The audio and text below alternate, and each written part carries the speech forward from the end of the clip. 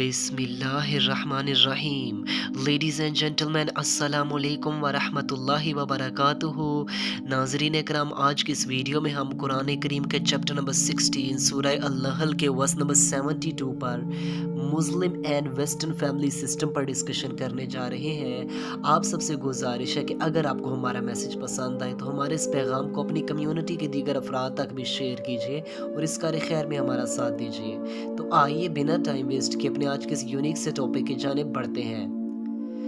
नाजरीन इकराम, जब हम सूरह नहल के वर्स नंबर 72 की तरफ देखते हैं तो इसमें अल्लाह ताला फरमा रहे हैं कि और तुमको तुम्हारी जिन्स से ही हमने औरतें दी हैं और उन औरतों से फिर तुम्हारी आगे जनरेशन चलाई है।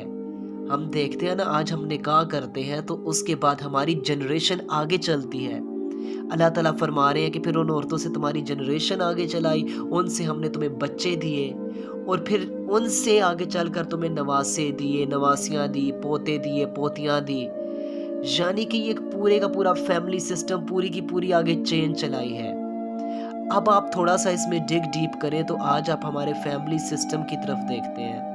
आप देखते हैं कि अल्लाह ताला ने हमें बड़ा बेहतरीन किस्म का फैमिली सिस्टम दिया है। हम देखें हमारे फैमिली सिस्टम में चचा मामू, चचा मामू, फुफ्फी, खाला और इसके अलावा कितने ही रिश्ते दिए हैं, नानी नाना, दादी दादा, और कितने ही किस्म के बेशुमार रिश्ते दिए हैं।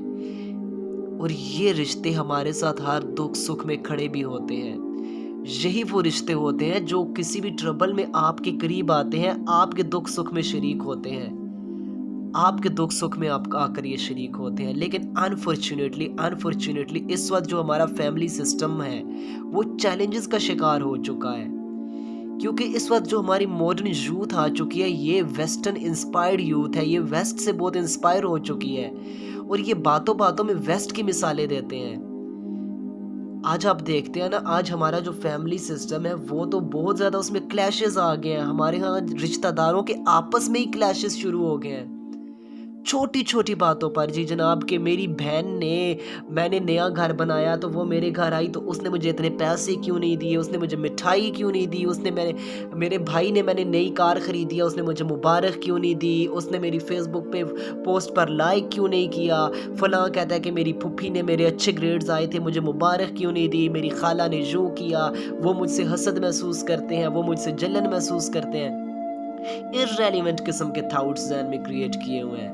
कोई मुझ पर जादू कर रहा है, कोई मुझ पर तावीज़ कर रहा है, और बस अब यही हमारे मुस्लिम फैमिली को चैलेंजेस और यही थॉट्स क्रिएट हो चुके हैं और नफ़रतें इतनी पीक पर जा पहुंची हैं कि अब तो ये वक्त आ गया कि भाई भाई का मुंह देखना पसंद नहीं करता, भांजा खाला का मुंह देखना पसंद नहीं करता, खाला और फुप्पी तो उसे जहर लगने लग गई है ना।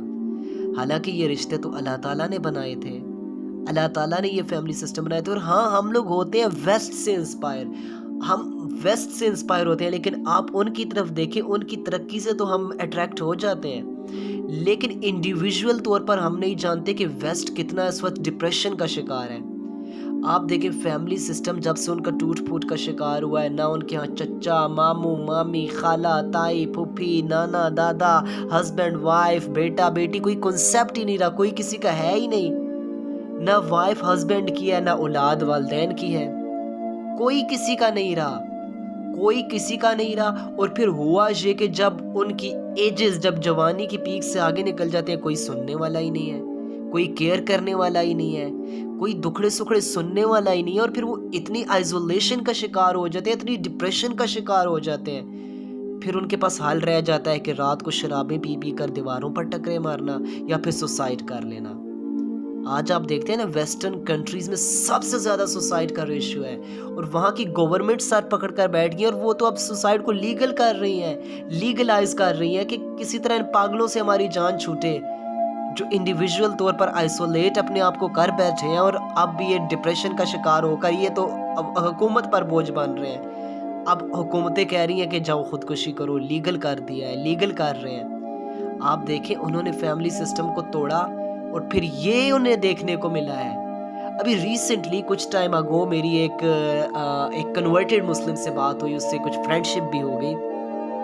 تو وہ بتاتا تھا، کہتا تھا کہ میں شادی ہوئی اور بچے بھی ہوئے، اس وقت کرسچن تھا، اور کہنے لگا کہ بیماری کا میں شکار ہو گیا، چیلنجز آ گئے، اس کے بعد وائف چھوڑ گئی، اپنے بوائے فرینڈ کے ساتھ چلی گئی، بچے اپنے کوئی گھر فرینڈ بوائے فرینڈ کے ساتھ نکل گئے، اور وہ کہنے لگا کہ اوپر سے میں تھا بھی بیمار، آئزولیشن کا شکار ہو گیا۔ کہتا ہے گھر میں صرف بلی ہوتی تھی میری کیٹ، اور میں ہوتا تھا، اور میں آئزولیشن کا شکار، ڈپریشن کا شکار۔ بالآخر وہ کہتا ہے کہ اللہ تعالیٰ نے مجھے اسلام قبول کرنے کی توفیق دی، اور اس کے بعد میری اللہ تعالیٰ سے بونڈنگ سٹرونگ ہوئی، قرآن کے ساتھ میری دوستی ہوئی، اور اب میری آئزولیشن میں جو میرا ساتھی ہے وہ قرآن بن چکا ہے، میرا آئزولیشنز میں ساتھی بن چکا ہے۔